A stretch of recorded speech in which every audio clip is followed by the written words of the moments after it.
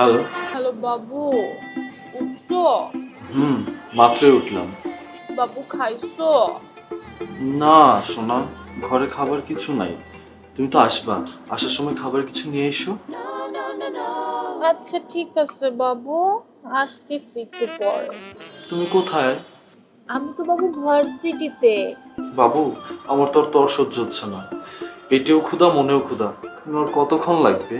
বাবু sir আসতেছে, আমি একটু পরে ফোন দিই, হ্যাঁ? আচ্ছা আচ্ছা, ঠিক আছে বাবু।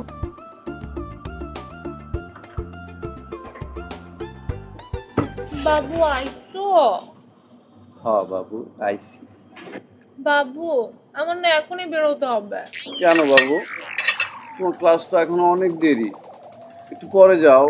বাবু আমার না সাইমাদের বাসায় যেতে হবে, ওর জন্য নাস্তা নিয়ে। আমার আবার কি হয়েছে বাবু?